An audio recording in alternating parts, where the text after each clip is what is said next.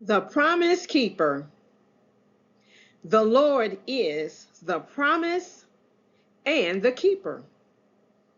Trusting in him, how could we not receive the promise? The promises of the Lord are both a declaration and a deed. What is a declaration?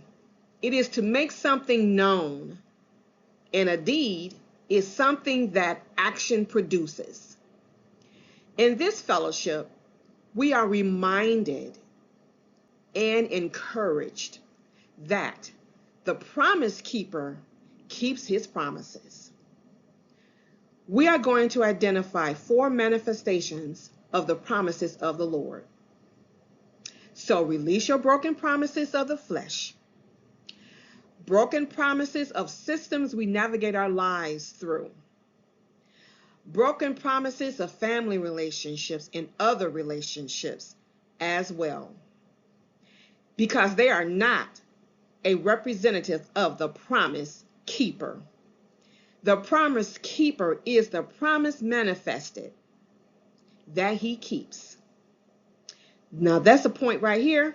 We can say, Lord, I thank you. Thank you for being my promise keeper. Great day to you. I am Blue Star, free to believe. Welcome to my channel, Start From Your Better, with the Word of God. Psalms 119, 105. Thy word is a lamp unto my feet and a light unto my path. Proverbs 3:6. In all thy ways acknowledge him, and he shall direct thy path. In this space, we learn together to grow together. Amen. I start this fellowship with praise and prayer. The praise scripture today is from Psalms 66, beginning at verse 1 through 4. I'm reading today. Psalm 66. Make a joyful shout to God, all the earth. Sing out the honor of his name. Make his praise glorious. Say to God, how awesome are your works. Through the greatness of your power, your enemies shall submit themselves to you. All the earth shall worship you and sing praises to you. They shall sing praises to your name. Selah. Glory to God. Selah means to pause, to reflect. All the earth shall worship you. We must learn how to worship the Lord in praise. It's not an emotional thing, behavior. It is the behavior. Worship and praise, because that's what the Lord hears. That's what the Lord receives. Amen. Amen. And so let us pray. Father God, we give you praise, honor, and glory today. We thank you, Lord God, for this is a day that you have made, and you have graced us to be a part of this day, Lord God. Thank you for being our promise keeper, Lord God. You've kept us through the night. You've kept us through the day. You've kept keeping us right now, Father God. You are restoring us, Lord God. You are healing us, Lord God. You are mending us. You are restoring our joy in you, Lord God. We thank you for the lost being found today in the name of Jesus. Those that are mourning, Lord God, we thank you, Lord God, that you are comforting them in the mighty name of Jesus. We give you praise, honor, and glory. Amen. Bless our ears to hear.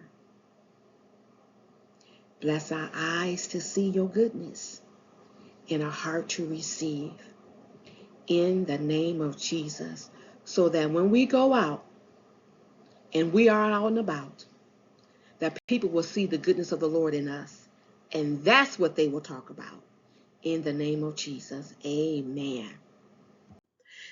In our word wealth today, we are going to be reassured that the Lord is the promise keeper of his promises to us.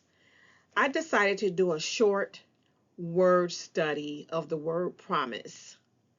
I looked up the meaning of promise in the Old and New Testament. As the Old Testament original language is Hebrew, and the New Testament dominant language is Greek. From the results of this word study, I'm going to share 4 definitions of the word of God, the promises through Scripture. The first is, the promise is a divine assurance. It is a divine assurance of God that he is going to do it. Let's read Genesis, beginning at chapter 12, verses 1 through 5. Genesis chapter 12, verses 1 through 5. Now the Lord had said to Abram, get out of your country, from your family, and from your father's house to a land that I will show you. I will make you a great nation. I will bless you and make your name great, and you shall be a blessing. I will bless those who bless you, and I will curse him who curses you. And in you all the families of the earth shall be blessed. So Abram departed as the Lord had spoken to him, and Lot went with him. And Abram was 75 years old when he departed from Haran. Okay, so now let's go to Genesis 12. Genesis 17, 1 through 5. Genesis 17, 1 through 5. When Abram was 99 years old, the Lord appeared to Abram and said to him, I am Almighty God. Walk before me and be blameless. And I will make my covenant between me and you, and I will multiply you exceedingly. Then Abram fell on his face, and God talked with him, saying, as for me, behold, my covenant is with you, and you shall be a father of many nations. No longer shall your name be called Abram, but your name shall be Abraham, for I have made you a father of many nations. And so the first promise is a divine assurance of God. That was a divine assurance. The Lord God spoke to Abram. He said, this is between me and you. Me and you. He's not going to use no one else. He's the creator of everything. He's not using no one else. And sometimes we're going to find ourselves in situations, it's just you, me and you, Lord, me and you, glory to God. So we are assured today of the promises of God that God is sure to do.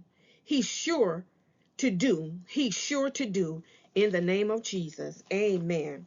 Okay, the second one is, the promise keeper is going to do something. The promise keeper is going to do something. That's our second promise that we can be assured of in the Word of God. So let's go to Exodus 11th chapter, verse 1. Okay, let me find that. I should have had that ready, right? Exodus, the 11th chapter, verse 1. Oh, sorry about that. And the Lord said to Moses, I will bring one more plague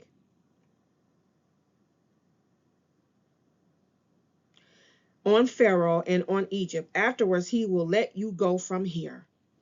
When he lets you go, he will surely drive you out of here altogether. Let's go down to 9, verse 9, same chapter. But the Lord said to Moses, Pharaoh will not heed you, so that my wonders may be multiplied in the land of Egypt. So Moses and Aaron did all these wonders before Pharaoh, and the Lord hardened Pharaoh's heart, and he did not let the children of Israel go out of his land. Glory to God. The Lord hardened his heart. Okay, so let's go to chapter 12, verse 21. Then Moses called for all the elders of Israel and said to them, pick out and take lambs from yourselves according to your family, and kill the Passover lamb. And you shall take a bunch of hyssop, dip it in the blood that is in the basin, and strike the lintel and the 2 doorposts with the blood that is in the basin. and none of you shall go out of the door of his house until morning. Verse 23, for the Lord will pass through to strike the Egyptians, and when he sees the blood on the lintel and on the two doorposts, the Lord will pass over the door and not allow the destroyer to come into your house to strike you. 24, verse 24, and you shall observe this thing as an ordinance for you and your sons forever. Verse 29, 30, and 31.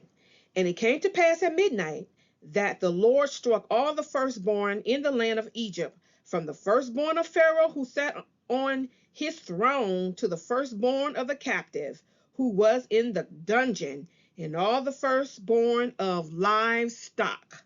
So Pharaoh rose in the night, he, all his servants, and all the Egyptians, and there was a great cry in Egypt, for there was not a house where there was not one dead.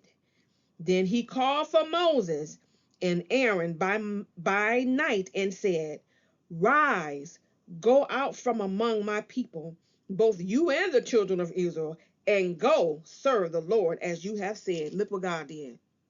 You see what he did? God will do something. God will do it. He don't want nobody else's name on it. He may harden the heart of that supervisor. He may harden the heart of whoever or whatever. But in the end,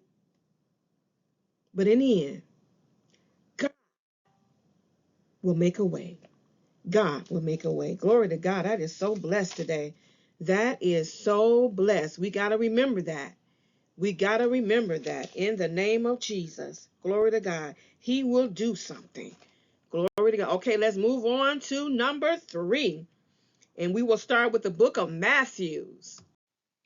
The third promise of the Lord that I'm sharing out today is the Lord promises to give. The promise keeper promises to give. And we're going to share out in Matthew chapter 5, beginning at verse 3. Blessed are the poor in spirit, for theirs is the kingdom of God. Blessed are the meek, for they shall inherit the earth. Blessed are those who hunger and thirst for righteousness, for they shall be filled. Blessed are the merciful, for they shall obtain mercy. Blessed are the pure in heart, for they shall see. For blessed are the pure in heart, for they shall see God. Blessed are the peacemakers, for they shall be called the sons of God. Blessed are those who are persecuted for righteousness' sake, for theirs is the kingdom of God. Blessed are you when they revile and persecute you and say all kinds of evil against you, falsely for my sake. Rejoice and be exceedingly glad, for great is your reward in heaven. For so they persecuted the prophets who were before you.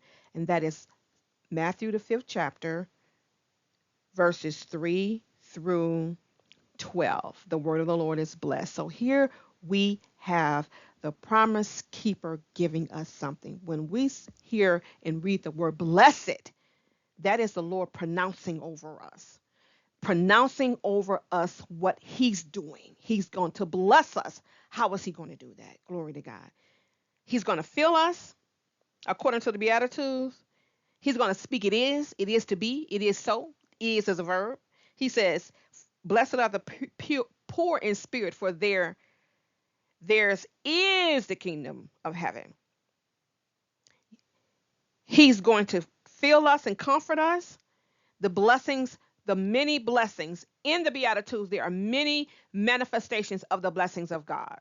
And so we can be assured that the promise keeper is true to his promise to give. Whatever the need is, whatever the desire is, whatever the promise of the Lord is, he is going to do it.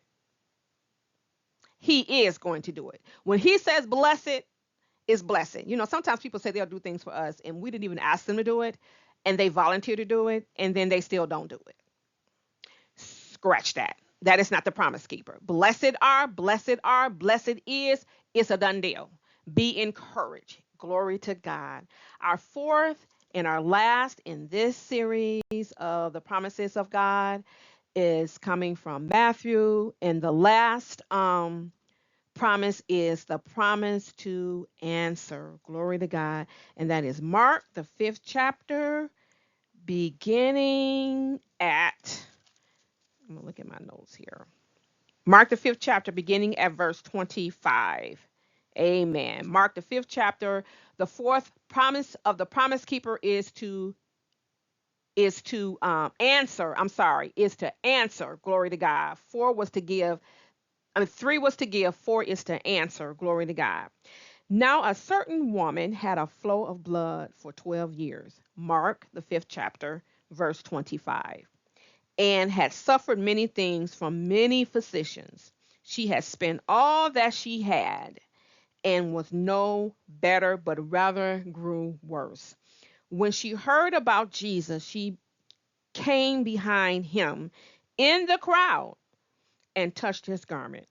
For she said, if only I may touch his clothes, I shall be made well. Now you can continue reading that to verse 35. The promise keeper promises to answer his presence. Glory to God.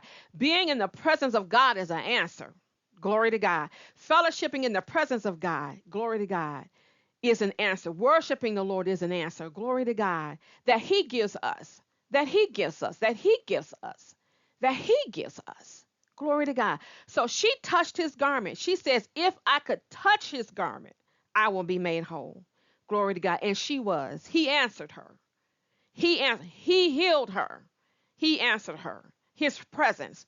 Glory to God. That's why we always want to be want to continue to cultivate our relationship with the Lord, our fellowship with the Lord, that in any environment where we are, we need the Lord, that we need the Lord to show up, knowing how to cultivate that experience by our faith, by knowing who we are in Him, by speaking and decreeing the promises of the Lord upon us. The Lord promises to answer. His promises are yea and amen. His promises are true. His promises are faithful. God does not answer us out of lack. There is nothing lack. He's not trying to piece stuff together to answer us. He is truly the solid answer. He is the full, complete answer. Out of his fullness, his wholeness, we receive his answers. Why? Because the earth is the Lord, the fullness thereof, and they that dwell therein. So people, places, or thing, he will command them to answer you. In the name of Jesus, I pray that you are blessed by the sharing of this lesson today. Truly, I have been blessed. Glory to God.